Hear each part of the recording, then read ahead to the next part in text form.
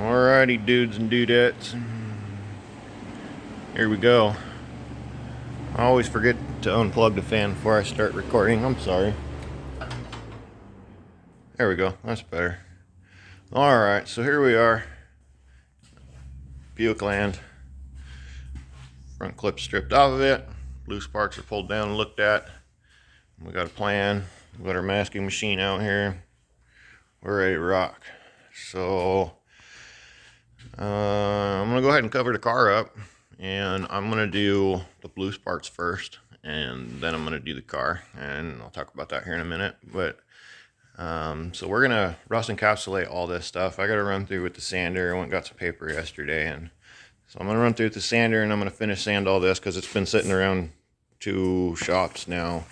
So I just want to make sure that it's 100% prepped and go through and recheck the edges. Like, I want to knock that down a little bit more, and some of that. So this stuff is going to get a new 2K product that I've never used. I am still kind of searching for a happy medium product between PR15 and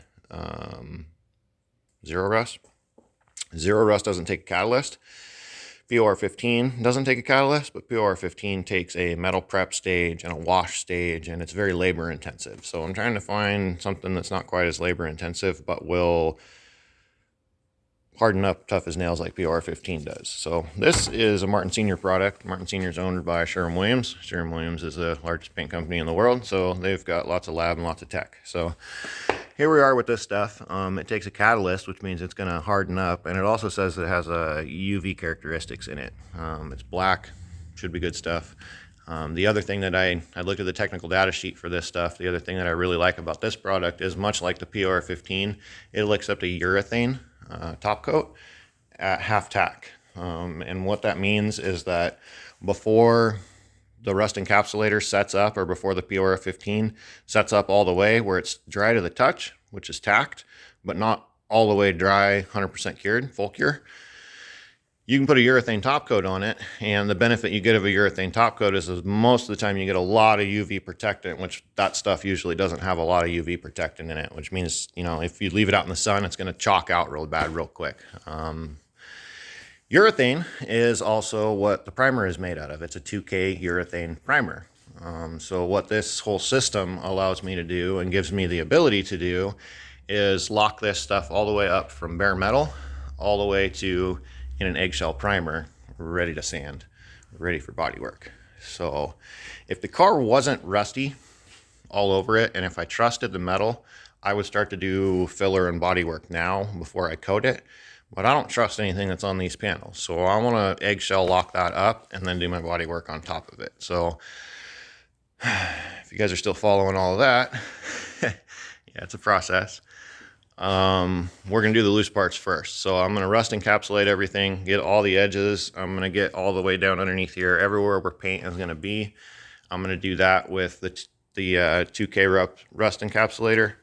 When that's half tack, then I'm going to mix up some 2K primer, and then we're going to load this up with 2 or 3 coats of primer. Then we'll be ready to start blocking stuff off, guide coating and spot puttying, and really getting ready for paint. It is going to take a second coat of primer. So we'll put all this on here, we'll sand it off, do our body work, get all that flat, put another coat of primer on there, final block it, and then it'll be ready for paint. So that's what we're going to do on these parts first. I'm pretty much all done with the metal work on the car. Windows are all taken care of now.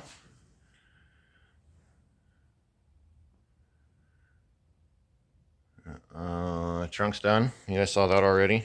And then I just got to prep the door jambs. My big issue right now is the package tray and the tulip panel. The tulip panel, or the rear window to trunk divider.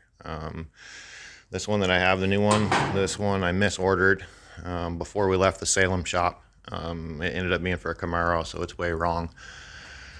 Well, come to find out, the Buick, it's an A-body, a GM A-body, much like the Chevelles. Chevelle, GTO, Monte Carlo, Buick, Oldsmobile, Cutlass. They're all pretty much the same car, except the Buick. Great. The Buick's the only one that has, at the rear window section, if you guys can see it, this comes up this way and then curves like this, okay?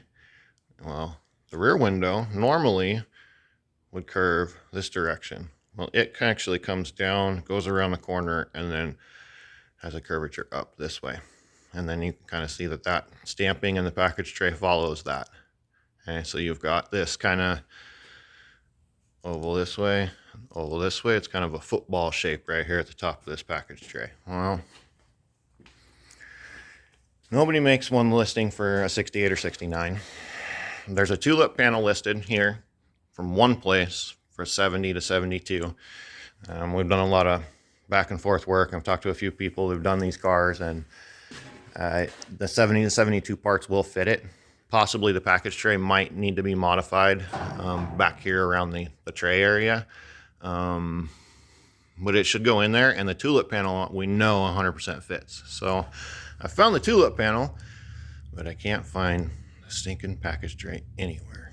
Rumor has it that AMD, Auto Metal Direct, which is a company I've been ordering from for a long time, they make stuff like that, sold their tooling to the parts place. And I've not dealt with the parts place, and I'm dealing with them right now. They've got several package trays listed. One says it's for the Buick, but it's the same part number as the Chevelle, the GTO, the Monte Carlo. So obviously that's not going to work if it's Chevelle. I need Buick, and they won't give me my money back for the part if it's wrong unless I ship it back on my dime. And so I'm working with them to make sure that that is going to be the part that I need 100%. So having all that said, that's why I'm doing this now. I can actually take these and put these off to the side without them getting flash rusted. Then I can turn this car sideways again, get it encapsulated. Hopefully by that time I've got at least the package tray on the way.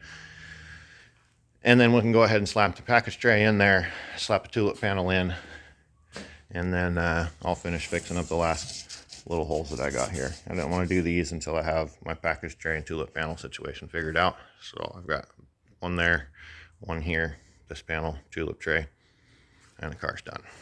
So yeah, all that, 7.5 minutes of me talking about Buick. Let's go over here so you can see all the parts again.